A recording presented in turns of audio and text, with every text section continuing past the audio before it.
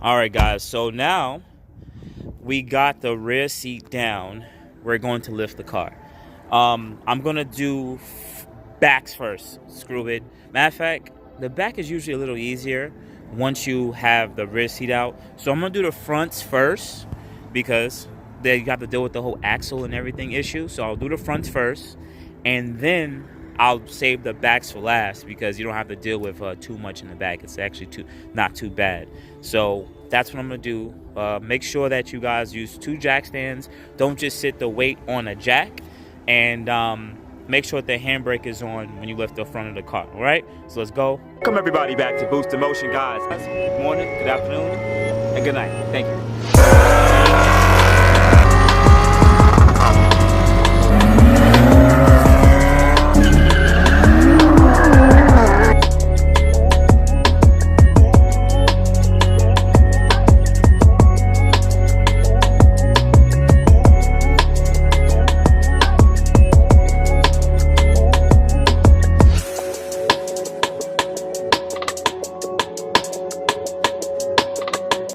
Alright guys, so took the wheel off, 21 millimeter bolt for the OEM lug nuts.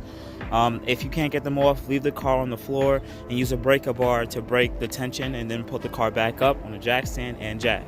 Alright, now I'm going to start sizing up the job. Just should be a 14 millimeter bolt here and an open-ended wrench there. That gets the control arm out the way. I think this is also a 14 millimeter right here. I'll let you guys know as I go.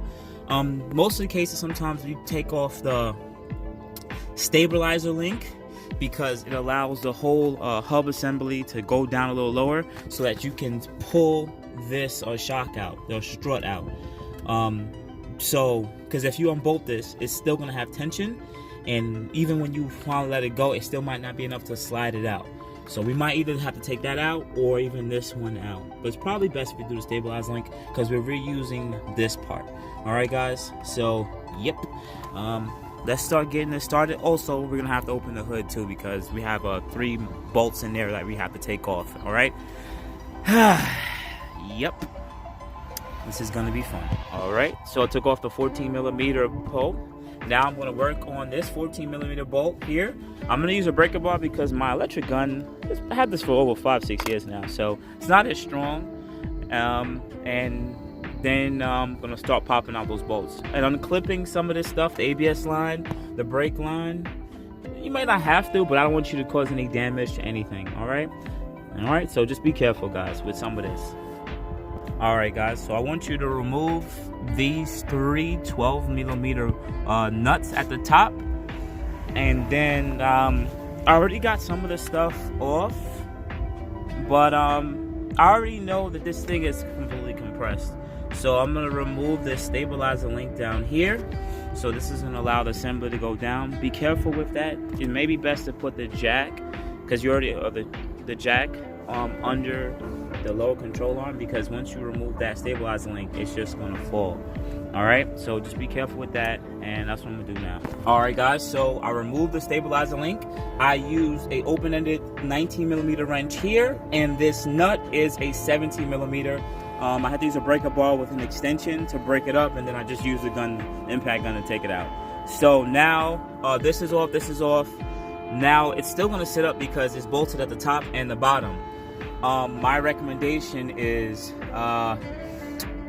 what you're going to want to do, I'm going to go and take off the top first. Matter of fact, let me see if I could be able to push this down. So I'm going to hit this here. This should go down a little bit because it's just stuck on rust right now.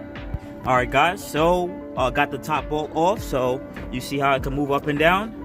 Alright, I'm going to push it down and I'm going to start pulling it out. This might be a lot of rust in here, so hopefully that let it go. Don't push this down too far. It's still connected, yeah, it's still suspended a little bit by the bushings for the control arm, so it's not going to fall all the way down, but just be careful. You want to be able to push this down and start pulling this towards you. Some people like to take off the bottom for it too. I may do that because it just makes it even easier to take apart. Alright guys, so I got the strut out, so I removed the bottom bolt. I don't think I really needed to remove the bottom bolt to this fork.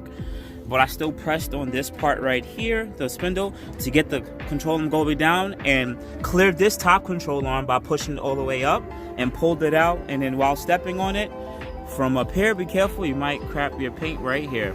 This is the annoying part about doing this, but be careful not to push it too hard because you don't want to push it out and pull the axle out.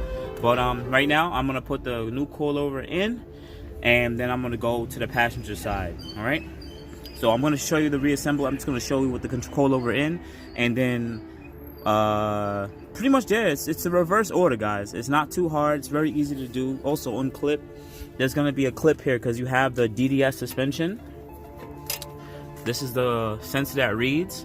I wonder if there's a way to jump this, like a resistor or something. There has to be a resistor or something I can put between there to give it some kind of voltage.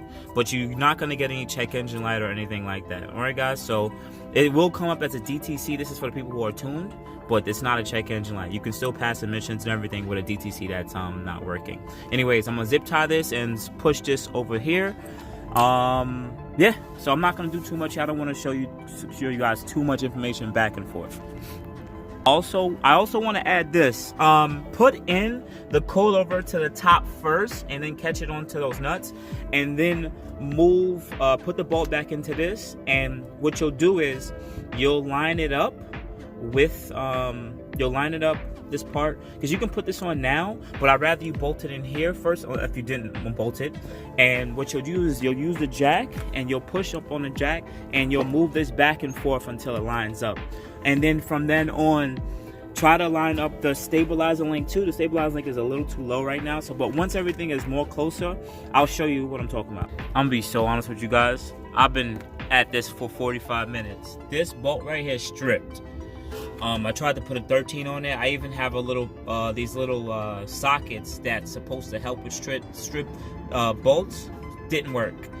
So what I'm gonna do is still continue, remove the bottom bolt here, which I did. It's already the nut is off of it, and I removed the stabilizer link, and I got this out. So what I'm gonna do is remove the whole assembly. In this case, I'm gonna remove the whole assembly, and that's gonna get me a little bit better leverage to remove that bolt. Maybe I might have to use a vise or something like that, but yeah, I can't get any grip. But anyways, let's continue. All right, I'm telling you guys right now, I am pretty much in a very screwed position. My boy came by to help me out, but I'm not even halfway there yet. This bolt right here has stripped, and because it's stripped and I can't get it out, I can't complete the coilover install because I need the bottom fork. So if I don't get it off, probably gonna have to put everything back, at least put the driver's side back, and that's it. So let's see with my boy if he got the extractor. Thank you everybody for watching. Do appreciate you guys. Love you guys very much. You can also check out the 2 links I posted for some of my other videos. Also on top of that, if you want to purchase some boostinmotion merch, definitely check the link that I posted also. And finally, if you've been watching all my videos and you enjoy them, please hit the link to subscribe to my YouTube channel. Thank you. Thank you.